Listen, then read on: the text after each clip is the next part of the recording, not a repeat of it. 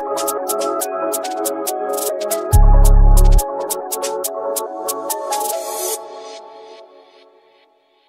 datang di sesi deep dive kita yang ini khusus nih buat Anda. Hari ini kita bakal menyelami sebuah materi presentasi. Fokusnya ya soal korupsi di Indonesia. Misi kita ya menggali data-data kunci, terus lihat berbagai perspektif, sama solusi strategis apa aja sih yang ditawarin di sumber ini. Oke, menarik nih. Oke, kita langsung bedah aja ya. Ini ada data yang jujur aja cukup bikin kaget sih di awal materi Anda ini. Oh iya, data apa tuh? Indeks Persepsi Korupsi kita, IPK, Indonesia tahun 2023, angkanya cuma 34 dari skala 100. Wah, 34 ya? Iya, dan ini turun loh dari 2019, waktu itu skornya 38. Sekarang kita jadi peringkat 115 dari 180 negara. Gimana tuh? Cukup mengkhawatirkan kan? Jelas mengkhawatirkan. Angka 34 itu bukan sekedar angka statistik biasa ya. Bukan sekedar angka ya. Terus gimana definisinya korupsi di materi ini? Dan hubungannya sama skor tadi? Nah, di materi ini kan dijelasin, korupsi itu intinya ya penyalahgunaan kekuasaan. Buat apa?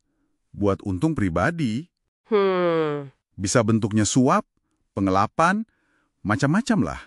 Nah, skor IPK tadi itu semacam cerminan dari seberapa luas sih dampak korupsi ini dirasakan masyarakat. Oke. Dampak luasnya itu kayak gimana contohnya? Yang paling disorot di materi ini apa? Kalau kita lihat dari sisi sosialnya dulu ya, ini yang paling mungkin paling nyesek gitu ya. Terkikisnya kepercayaan publik. Kepercayaan ke pemerintah, ke hukum. Betul.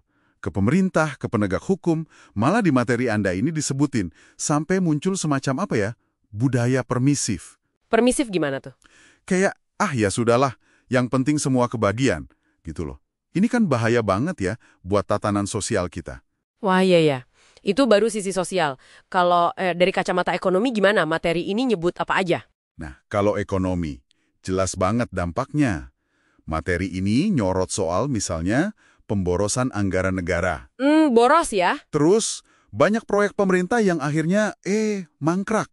Nggak selesai. Ujung-ujungnya, ya investor asing jadi mikir 2 kali buat masuk ke sini. Oke, jadi investasi terhambat, pembangunan juga jadi lambat ya? Tepat sekali. Itu menghambat pembangunan secara keseluruhan. Dan ini nyambung lagi loh. Nyambung kemana lagi nih? Ke aspek politiknya. Kan di materi Anda juga disinggung soal tata kelola pemerintahan yang dinilai masih lemah. Oh, governance-nya ya? Ya, terus ada potensi konflik kepentingan, ada praktik politik uang juga. Ini semua kan mencederai demokrasi kita, gitu. Benar. Terus dari sisi hukumnya, katanya ada intervensi juga. Nah, itu dia.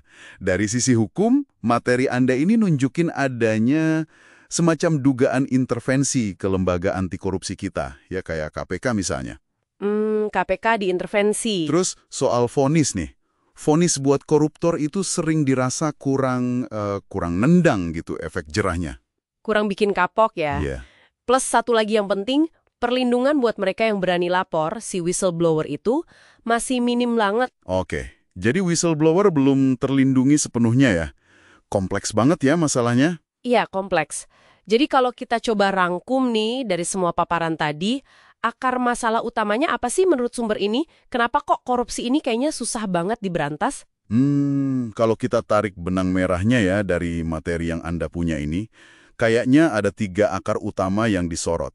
Apa aja tuh? Pertama, sistem pengawasan sama akuntabilitas kita. Itu dinilai masih lemah. Jadi pengawasannya kurang ketat, pertanggungjawabannya juga belum maksimal. Oke, pengawasan dan akuntabilitas lemah. Terus? Kedua, ini soal budaya. Masih ada sisa-sisa, budaya feodal atau patron klien. Jadi kadang loyalitas ke orang atau kelompok itu ngalahin aturan main yang formal. Oke. Jadi hubungan personal lebih kuat dari aturan, gitu ya? Bisa jadi seperti itu. Ketiga, soal transparansi. Terutama transparansi dalam pengelolaan uang publik, anggaran negara, itu dirasa masih belum optimal. Belum cukup terbuka ya? Belum cukup. Nah, 3 hal ini tuh saling terkait dan kayaknya saling memperkuat satu sama lain gitu. Makanya jadi susah. Waduh, iya, akarnya dalam banget ternyata. Nah, setelah dibedah masalah sama akarnya, materi ini nawarin solusi nggak? ada peta jalan keluarnya gitu dulu. Apa aja tuh rekomendasinya? Untuk jangka pendek, fokusnya lebih ke langkah-langkah yang lebih taktis ya, istilahnya buat pemadam kebakaran awal. Contohnya gimana? Misalnya, perkuat lagi independensi KPK. Terus, audit anggaran itu harus rutin. Dan hasilnya, nah ini penting, dibuka ke publik. Jadi transparan ya auditnya. Betul. Sama satu lagi, dorong transparansi birokrasi lewat digitalisasi. Jadi semua lebih gampang diakses dan diawasi. Oke, sip. Itu jangka pendek. Kalau buat solusi jangka panjangnya, yang lebih fundamental gitu. Nah, kalau jangka panjang, ini ngomongin yang lebih sistemik ya. Rekomendasinya lebih dalam. Seperti apa tuh? Mulai dari hal mendasar kayak pendidikan anti korupsi. Ini penting banget ditanamkan sejak dini, dari sekolah. Pendidikan karakter ya. Iya, betul. Terus, reformasi tata kelola ASN kita, aparatur sipil negara. Terutama proses seleksi buat jabatan-jabatan yang strategis. Harus lebih bersih dan profesional. Oke, reformasi birokrasi berarti ya? Dan yang nggak kalah penting, bangun budaya integritas di seluruh lapisan masyarakat. Ini PR kita semua sih, dan butuh waktu panjang. Wah, ini upaya besar dan sistemik ya. Selain itu, ada rekomendasi kebijakan lain yang lebih spesifik mungkin? Ada disebutin juga kok. Misalnya perlunya harmonisasi regulasi.